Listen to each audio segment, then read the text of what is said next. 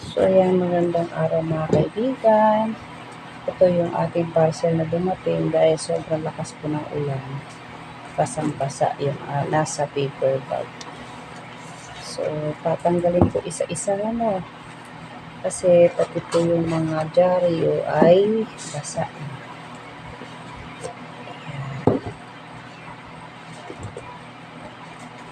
Ayan. Sobrang lakas ng ulan, hindi na kinaya ng ating paper bag. So, ito yung isa. Si Princess. Yan, variegated po yung aking kinuha.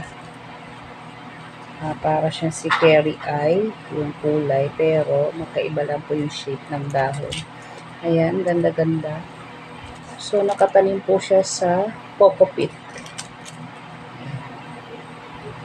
Siya rin po yung in-orderan ko ng mga hoya ko before.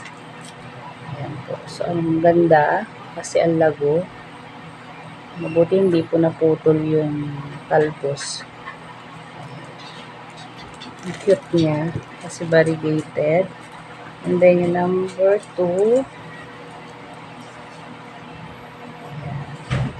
para akala mo parehas sila. So, sino ba ito? Ay, sabi ID, parang pareho. Ay, hindi, magkaiba sila. Hindi ko po alam kung ito si Princess. So, ilalagay ko na lang po ito. So, hindi ko alam po ito si Princess. Ayan. Ang cute niya. Ayan po. Sumura lang po itong aking mga binili.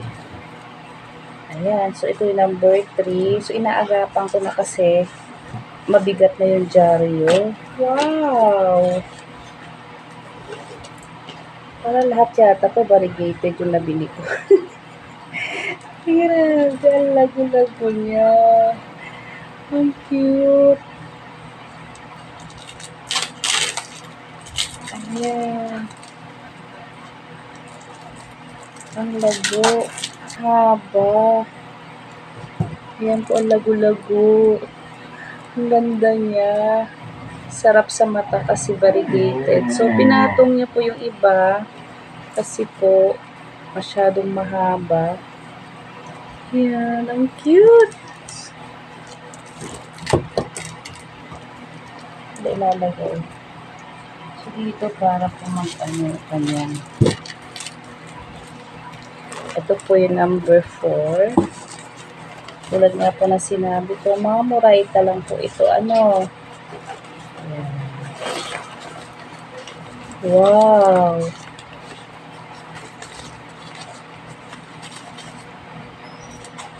Grabe.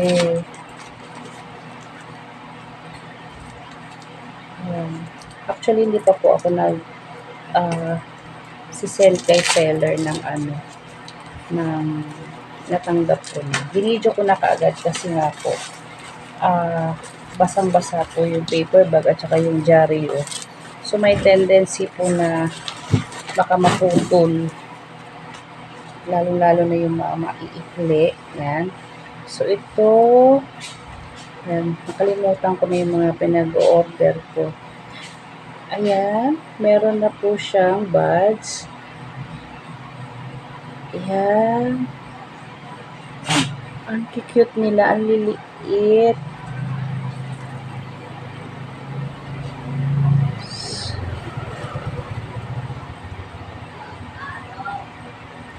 Wow.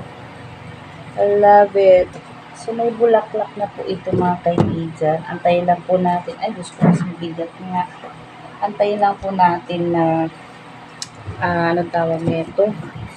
Mag-bloom siya. Kahit maliit po yung mga bulaklak, ay napakaganda. So, ito yung last.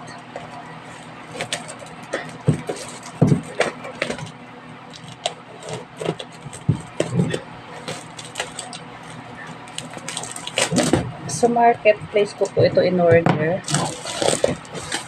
Siya pa rin yung dati kong in-orderan. May kilala na natin yung ating binilihan kasi po para hindi tayo mabudol.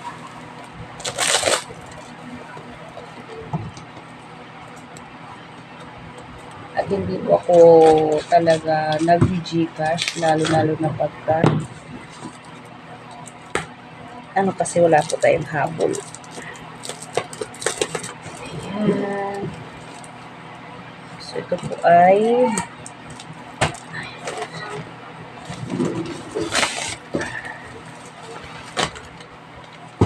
ayan. So, kahit wala po tayong free ngayon, freebie, wala tayong freebies, okay lang kasi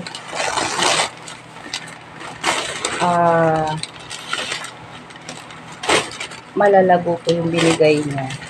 Ay.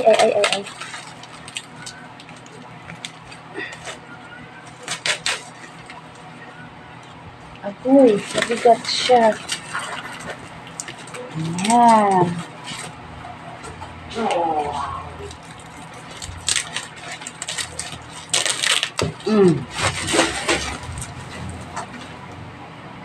So, ito si Crimson Queen.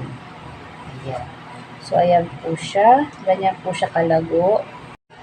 So, ito nga po si Crimson Princess. So, tama nga ako si Crimson Princess. So, mahaba siya. Ayan. Ang ganda yung kanya pagka-variegated, tsaka makapal po yung dahon. Ang cute. So, ano po kasi, light material.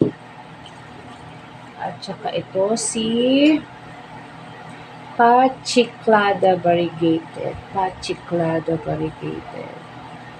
So, same sila ng mga media. Ayan.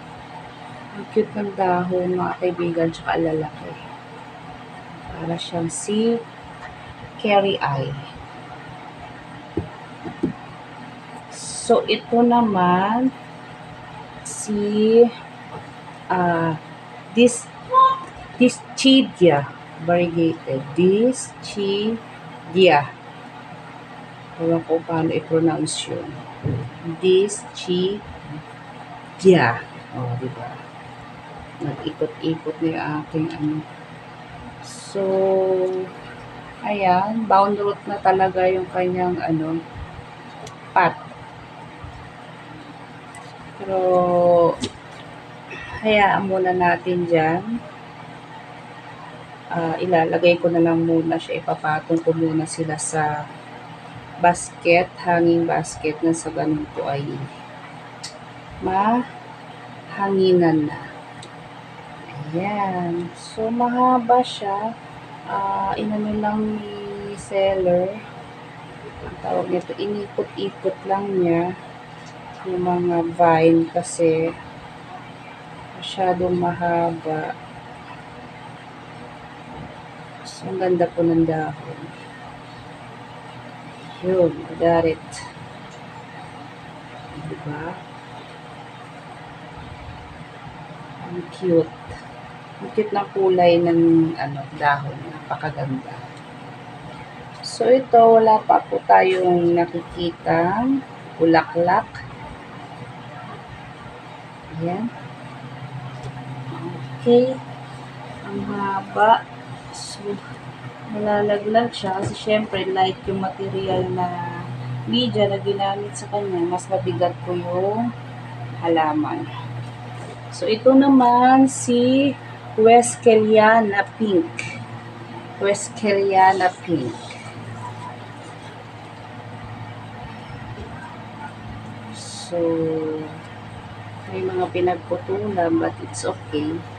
Kahit maliliit yung kanya magiging bulaklak, sa dahon pa lang, panalo na kasi ang ganda ng dahon.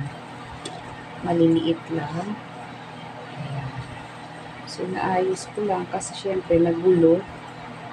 Ayan. So, ayan yung ating mga in-order mga kaibigan. This ay ipa at saka coco peat.